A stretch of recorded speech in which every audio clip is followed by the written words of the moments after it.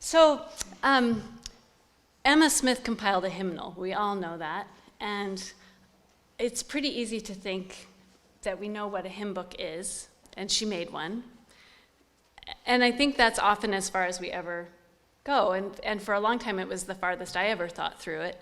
And then at one point I started looking, I thought, oh, she put different hymns in it. And I've thought a lot about the texts that she used and the tunes, but really even just this past week thinking through this and listening to the music, I've realized, and I want you to take away from this, that the sonic world of the early Latter-day Saints was nothing like what we experience. And Emma's hymnal was not anything like the green book that we all use. And it took a long time for the singing tradition that we take as given to develop. And there was nothing inevitable about it, about landing where we did. And there are many points at which the way that we sing and the way that we think about doctrine in music could have been completely different than what it is. And so I hope to give you a little glimpse of where some of those turning points are, and maybe a little bit of a sense of what things sounded like when Emma Smith was making up a hymnal. So the first song in Emma's hymnal was called "Know Then That Every Soul Is Free." Does that sound familiar at all? We have "Know This, That Every Soul Is Free." That was an edit that George Q. Cannon made in the 1870s. The habit of men editing women's work is a long-standing one in the church. We had mansplainers avant la lettre, as they say.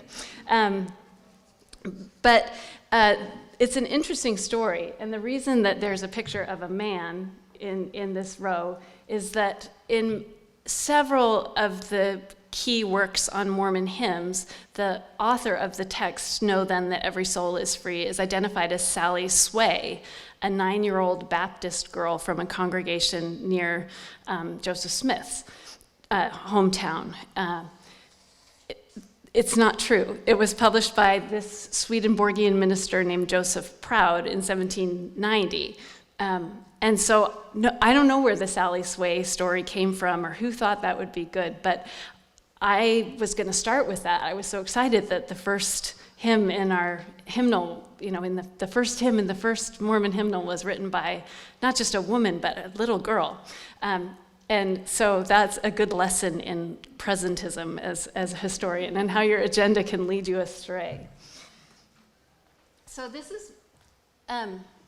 is what Emma's hymnal probably looked like, something like this. It was this big. And you can see it has only texts in it. Before this, the very first book published in the United States was a hymnal. It was called the Bay Psalm Book. The tradition of hymn singing was controversial from the beginning in almost every denomination. There was a feeling that singing maybe was a little bit too fun for church, that people would be distracted by the pleasure of music and lose sight of the really important things. People were nervous about singing. But the Bible does have the Psalms, and there's stuff in there about singing unto the Lord. So the first hymnals were collections of psalms that were paraphrased to rhyme, and some of the paraphrases are more skillful than others. We're going to sing a couple of them. Nylan has graciously agreed to play the piano, and you should know that I handed her a stack of music last night. So she's had as much preparation as you have for the performance of this day. So this is the Old Hundredth. You might recognize this tune. And I'm going to apologize now because the things that you have in your hand are mostly like the things that are going to be on the screen, but not exactly. So at some points you may have to rely on the slides. Okay, we're going to sing this. Let's sing the melody line first, the top line, and then we'll do the bass. Ready? Shout to Jehovah.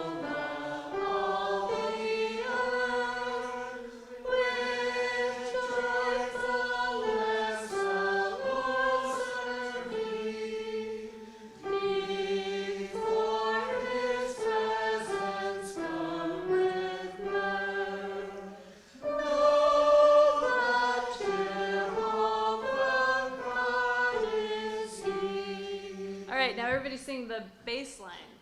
Ready? In whatever octave is comfortable, obviously.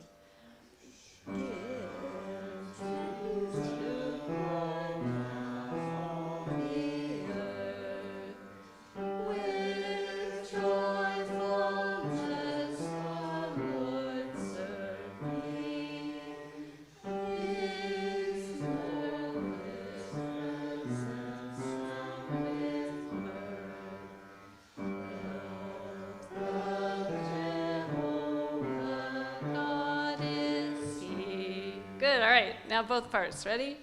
And you're singing way too slowly and indulgently. You might, it's too much fun if you sing slowly, so sing fast.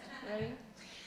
To Jehovah all the earth, with joyfulness the Lord serve ye.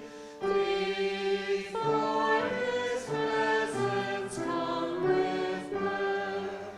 Know that Jehovah God is he. Excellent. Mormons can still sing.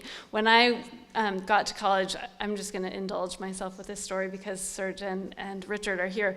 I went to audition for the Memorial Church Choir at Harvard, and I had filled out a little audition sheet that said, you know, what choir experience do you have? And so I listed church choirs because that was really most of the experience that I had. And the director took one look at it and said, oh, you went to the same church as Carl Bushman? Yeah, you can sing. You don't even need to audition. And I was in. So thank you. All right, so that was great. You sound great. Bass Psalm book. There's also, I did this setting of Psalm 23. So you can see this is kind of an awkward paraphrase. I did wonder briefly if maybe some of President Monson's speech patterns came out of Bass Psalm book because the verbs and nouns are all in funny places, but I don't think so. So this is the Bass Psalm book. This is the Northern tradition. It eventually evolves into 3- and 4-part tunes that are collected in a book called The Sacred Harp, which you may have heard of. It's pretty famous. And then the Southern version of that,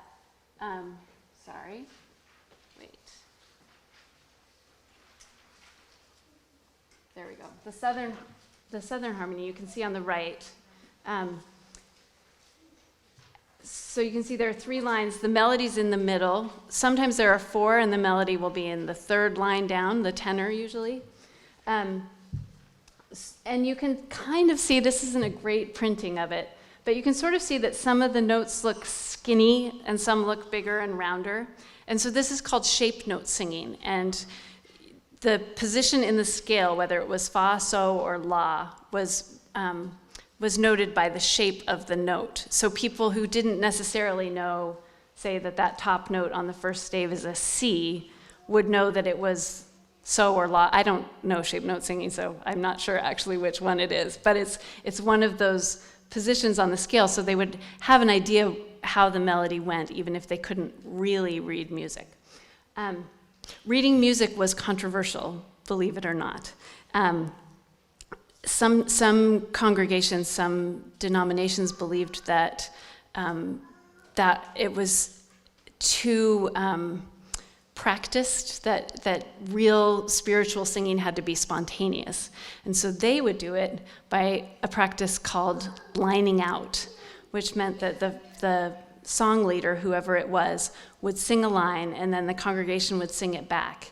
And so it's kind of like call and response, except that most call and response songs, the call is different from the response. In this case, it's just call and call. So we're going to try Know Then That Every Soul Is Free in that way. So just the first verse of this.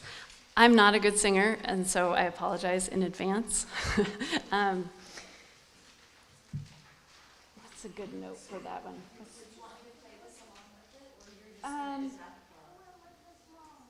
I'm going to wimp out and have you play. I think that will. Yeah, just a melody. Okay. It's ready. Know, wait, I'm going to do it first and then you, okay. Know this, no, see, and I'm doing it the contemporary way. Know then that every soul is free. Know then that every soul is free to choose his life and what he'll be. To choose his life and what he'll be. For this eternal truth is given. For this eternal truth is given. That God will force no man to heaven. That God will force no man to heaven. Great. So our version of this now has the first 4 verses, and we're going to sing the last 3 now so that you can discover why that is, that they've made this edit. Okay? So will you play everything now, and we'll just do, so starting on verse 5, and we'll just sing all together. I'm not going to line out anymore, right? It's my free will for to believe. 'Tis God's free will me to receive. To stubborn willers this I'll tell. It's all free grace and all free will. Those that despise grow harder still. Those that adhere he turns their will. And thus despisers sink to hell. While those that hear in glory dwell. But if we take the downward road, and make in hell our last abode, our God is clear and we shall know. We've plunged ourselves in endless woe. So it'd be hard to make an announcement about the youth activity on Wednesday after that, right? So you can see why. But it's also very sort of theologically dense, and I think we're not used to having our theological debates in hymns quite so much anymore. So let me just play for you what it might have sounded like. They wouldn't have sung just the, or, sorry, go back. In the early minutes of church meetings, it often says, Brother so-and-so opened the meeting by singing in prayer. And we don't know whether that meant that the congregation sang and that Brother X was leading, like I just did, or whether Brother X just sang a hymn by himself. Sometimes it sounds like they did, and given that they sometimes sang in tongues, when that's noted, it usually is just one person who did it. We don't really know. And then we don't know how. We don't know for sure whether they sang in unison or in parts, and we don't know what tunes went with what hymns. Emma, in her 1841 hymnal, makes some notes about which tunes the hymn should be sung to, but in the 1835 hymnal, there's no notation about the names of the hymn tunes that they go with. So the song leader, if the congregation was singing, would announce the hymn tune name, and people would know, and they would sing the text with that tune. Baptists, so in Palmyra there were Baptists, Methodists, and a few Presbyterians. And Baptists, until the turn until about 1800, didn't sing at all. They thought it was wicked to sing. But then there started to be some movement, and so it would be a normal question to ask someone if they were a singing Baptist or not, the other kind of Baptists. Methodists thought congregational singing was fine, but choirs were controversial among Methodists. there was fear that that would divide the congregation, or that you'd get too involved in making the music pretty and not enough in the spirit of it.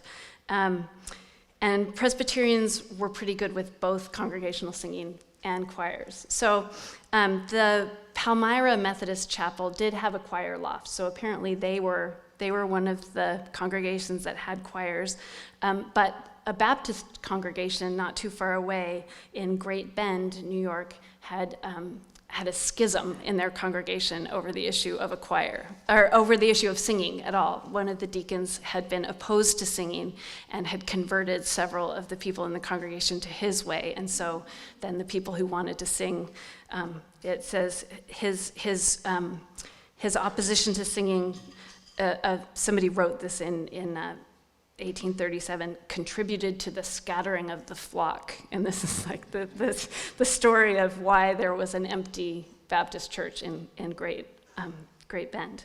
So it was a tricky thing, and written notes were controversial. However, Joseph Smith Sr. had taught singing by note. Apparently that was one of the ways that I don't know if he earned money teaching, but anyway, Joseph's family was okay with singing, and then Emma was too. So it's pretty likely that there was singing, and maybe even that there would have been some musical notation sometimes, but we just really don't know. So I wanted you to hear a little bit about how shape note singing sounded, sort of I think this is the closest we can get to what it might have been like in a congregation, and it's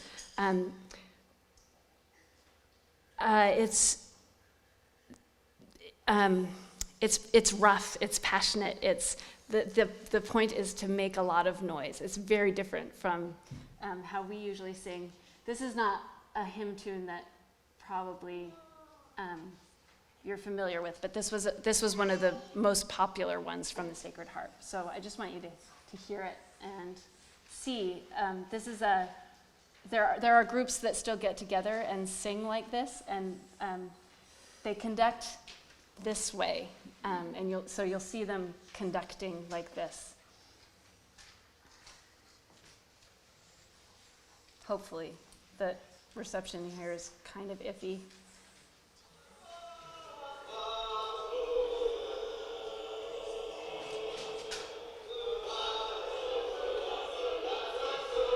Can't see the video.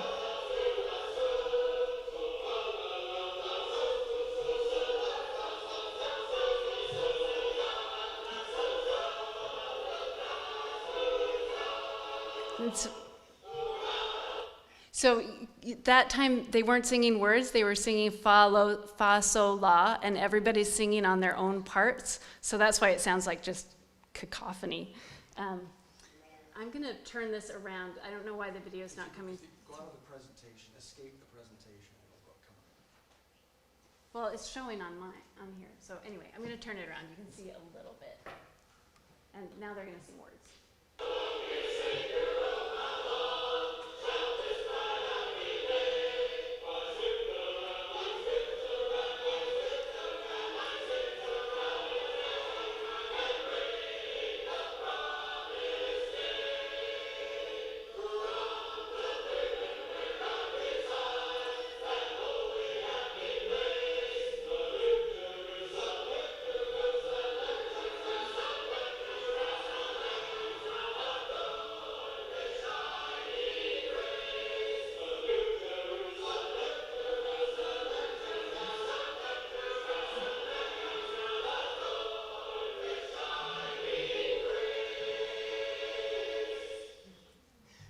I have a voice that was made for Sacred Harp singing. Alas, alas for me, born a century too late. Okay. So we're gonna try this. We're gonna try a little bit. Take a look. Let me see.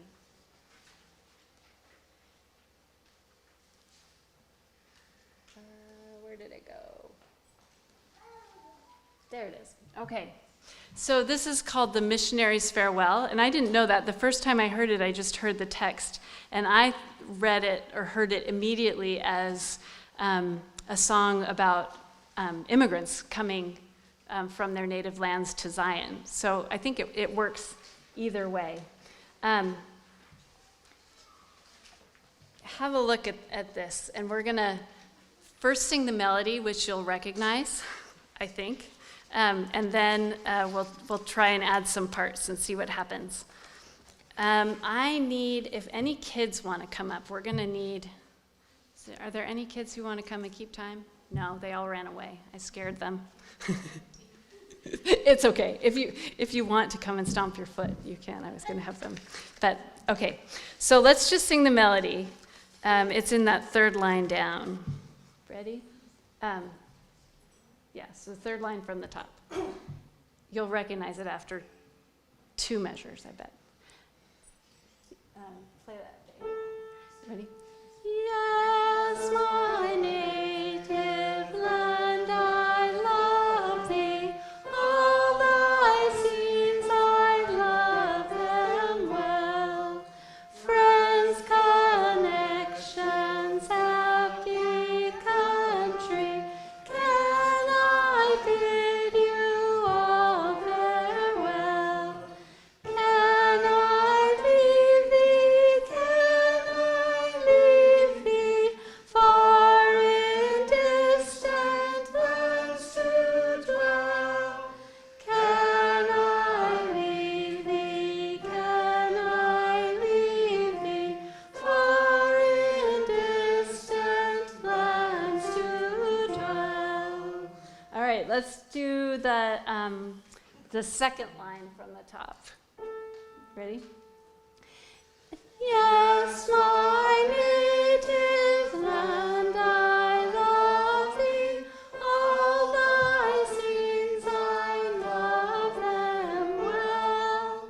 Friends, connections, happy country, can I bid you all farewell?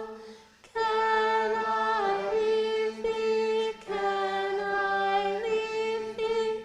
Far in distant lands to dwell. Can I leave thee? Can I leave thee? Far in distant lands to dwell. Good. All right. So let's put it together. I bet there are a couple sopranos that can read that top line without us going through it. And I bet there are a couple basses who can manage those 3 notes.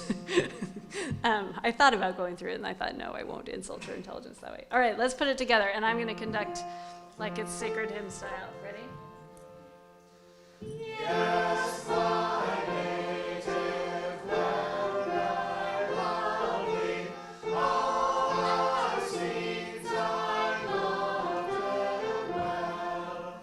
Friends, connections, happy country, can I bid you all farewell?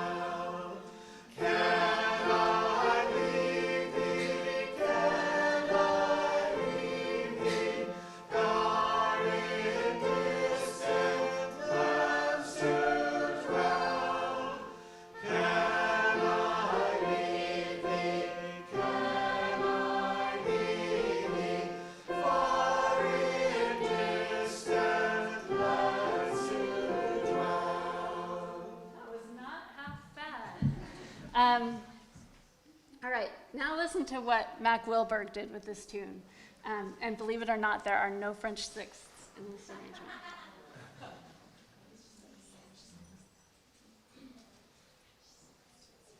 That's the chord he always uses right before he modulates up a half step for the last verse.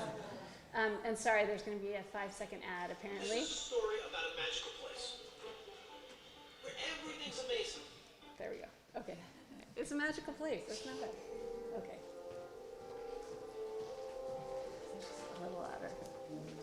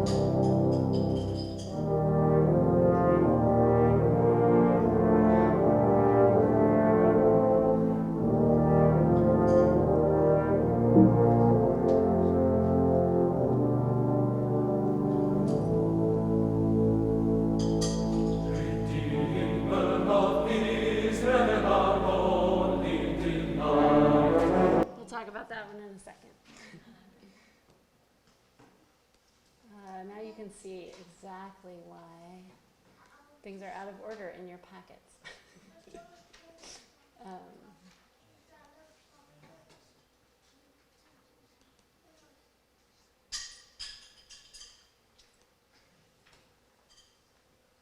There we go.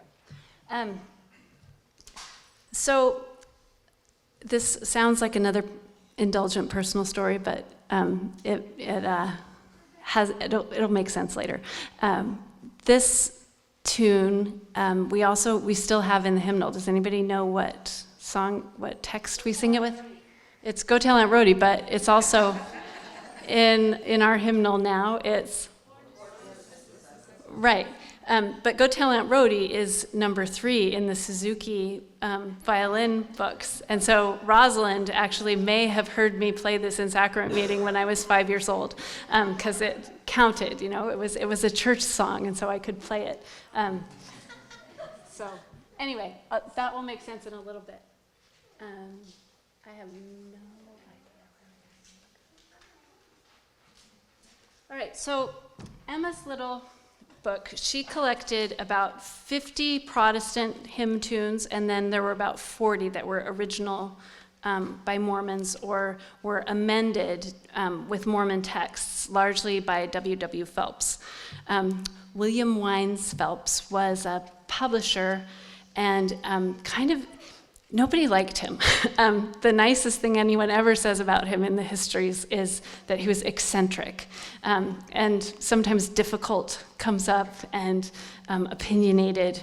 And so he, I would really, one of the things I would like to ask Emma is about how she felt about having Phelps asked to correct her hymns. And it wasn't that he was correcting her, it was that he was taking the Protestant songs and sort of tweaking them so that they would fit more with Latter-day Saint doctrine. Phelps, fortunately, doesn't have too many of his original poems in the book, because many of his poems are not good. They do things like rhyming church with perch and lurch, and worse crimes. However, he was pretty good at sort of paraphrasing and slightly translating many Protestant hymns. Here's an example of this. So Isaac Watts, who wrote many of the hymns that Emma would have collected, Isaac Watts and Charles Wesley were by far the most represented in this little book, wrote, "He dies, the friend of sinners dies." It's this present tense. And Phelps subtly shifts it to not the personal friend of sinners, but the Redeemer. So it's a bigger, sort of more abstract concept. And then he puts it in the past tense, so it has this epic storytelling thing. And take a look at what he does with Redeemer of Israel. "O thou in whose presence my soul takes delight, on whom in affliction I call, my comfort by day and my song in the night, my hope, my salvation, my all." So again, a very personal text about the personal relationship of the follower of Christ with Jesus.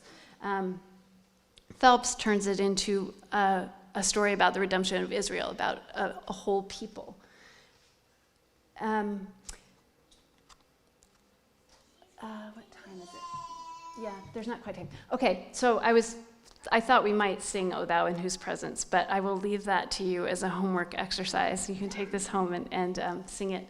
It's actually a really beautiful text.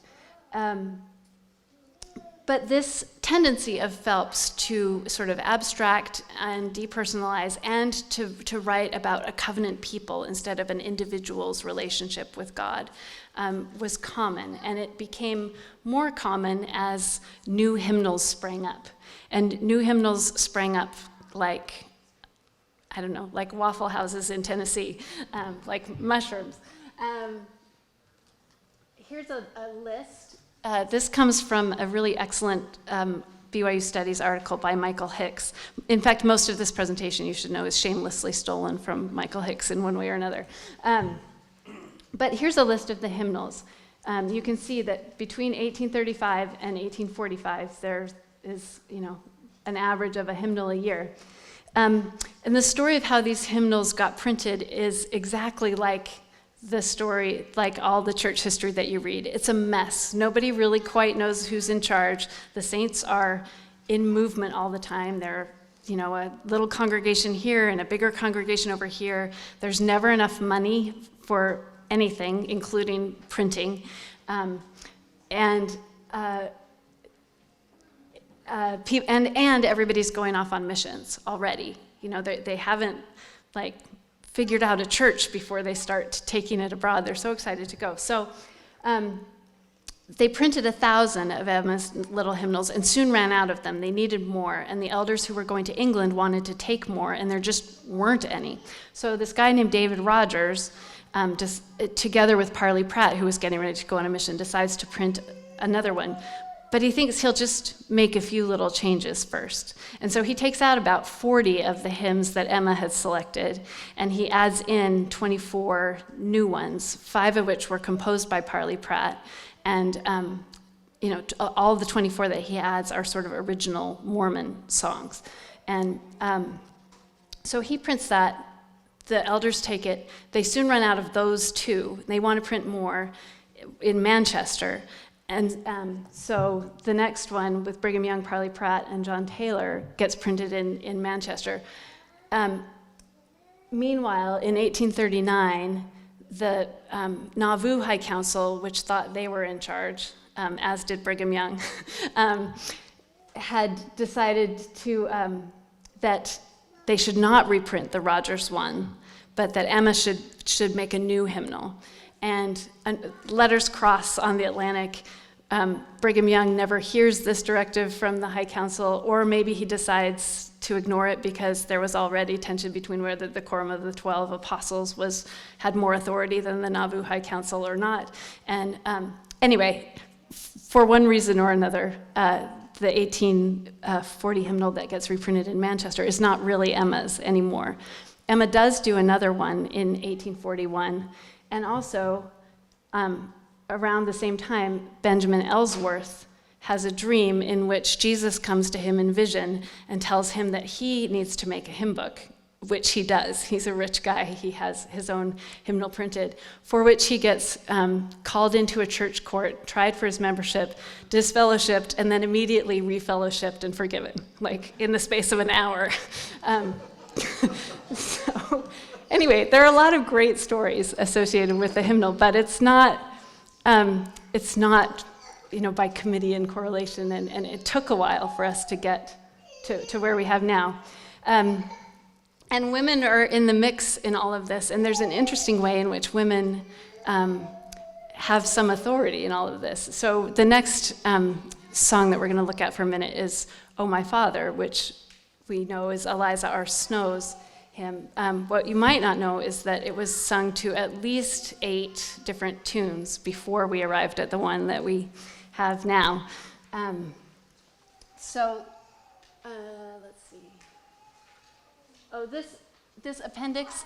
This is really wonderful. It's a list of the hymns from the Manchester. It compares the Manchester hymnal with Emma's, and you can see this is an appendix from an article by Mike Hicks, and he's with the bold and the italicized things. You can sort of see what came in and out at various times. So if you really want to dig into it, you can, but we're not going to right now. We're going to look at "Oh My Father." So this is Brigham Young's favorite version of "Oh My Father." It's a Stephen Foster tune, which was sung as "Gentle Annie." Nylan, will you just play through it one time so they can hear it? It's okay. Okay, I've got one too if you...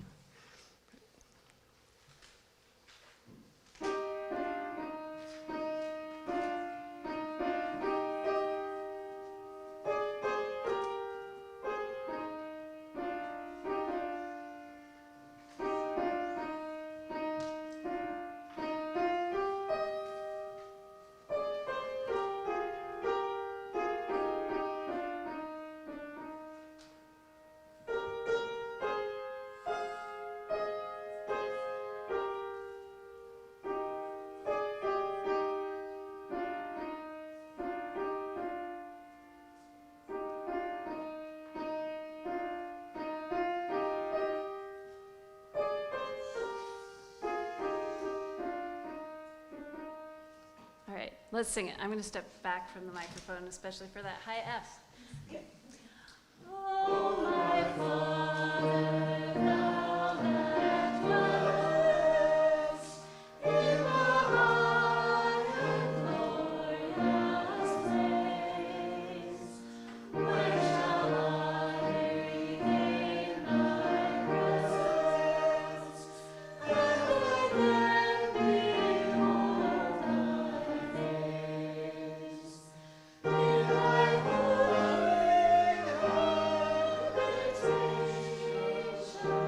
did thy Spirit once reside. In my first rising child was I nurtured in thy sight.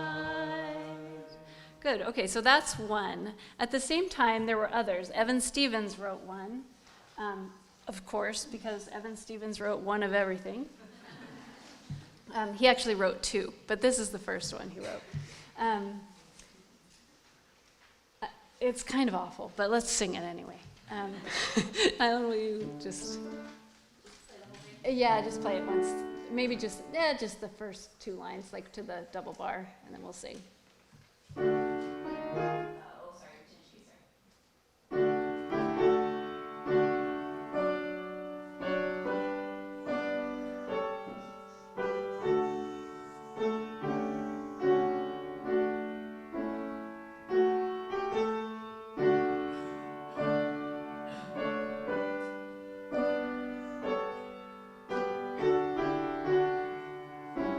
Yeah, it's in 3, which is confusing. Yeah, it's very weird.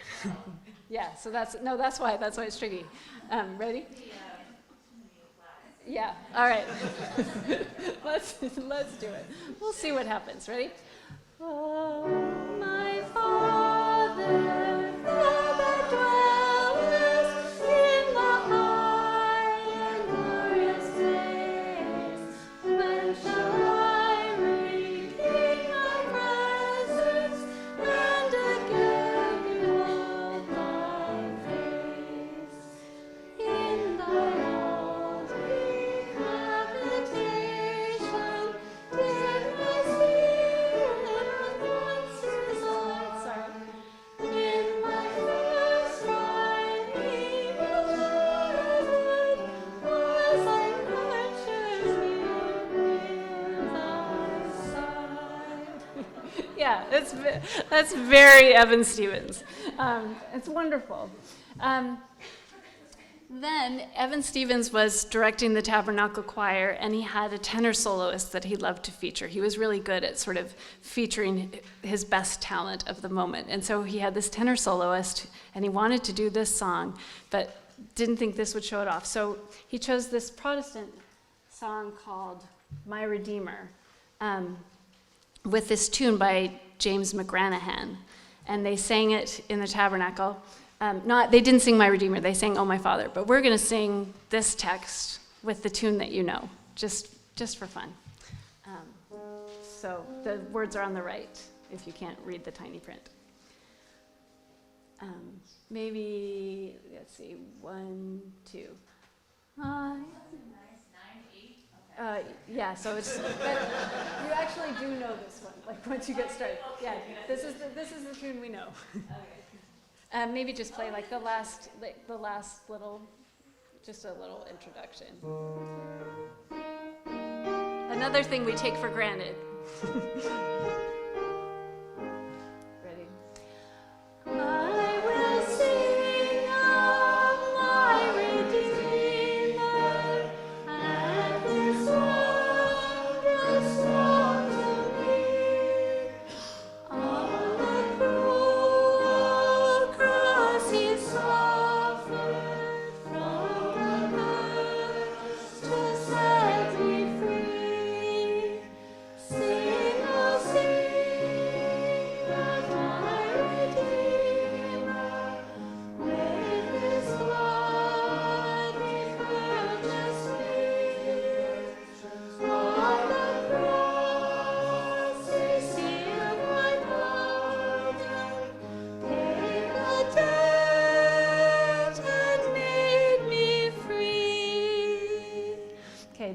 Now that's a text that Emma didn't include in her hymnal, but might have. She included a lot of hymns that talked about ransom, about the cross, about being washed in the blood of Jesus.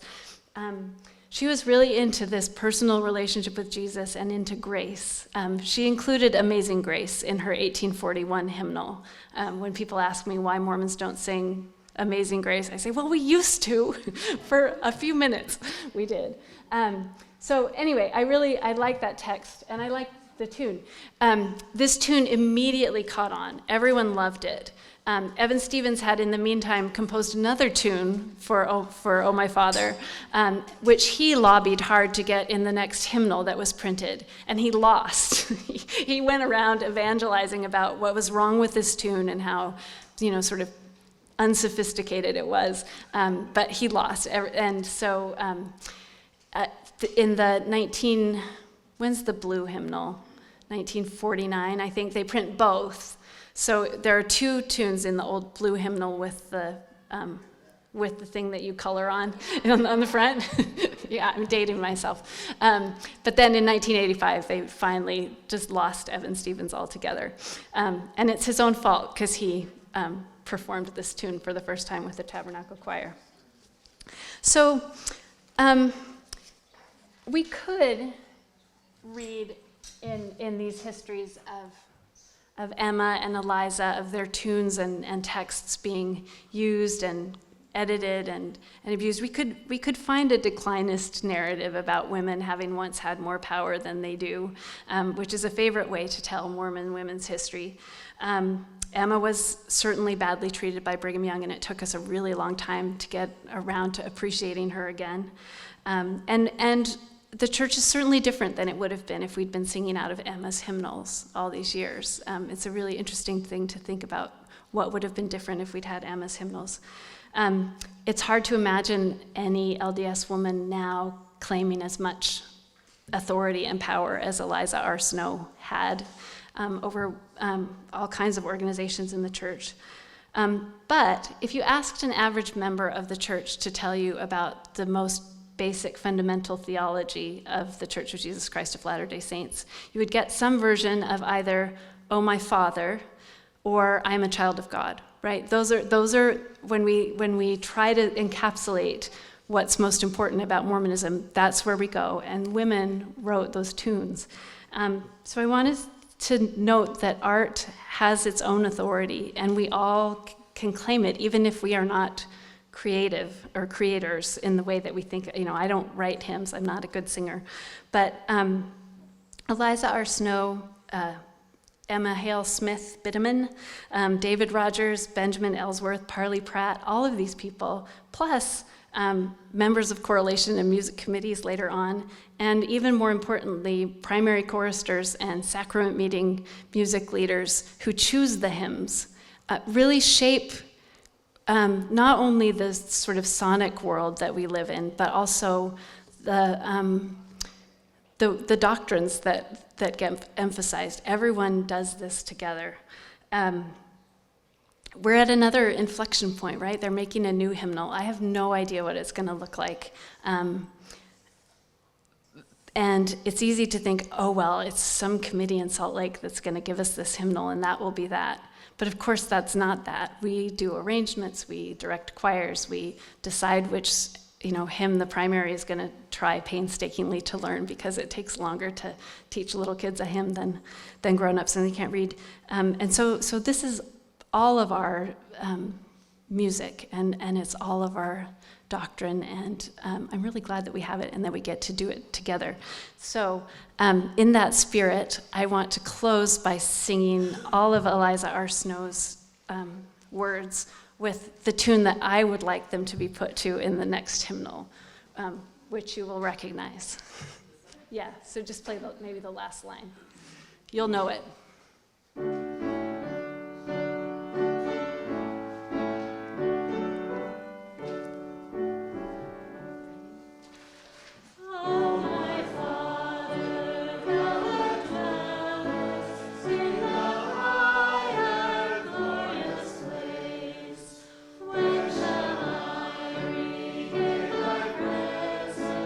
And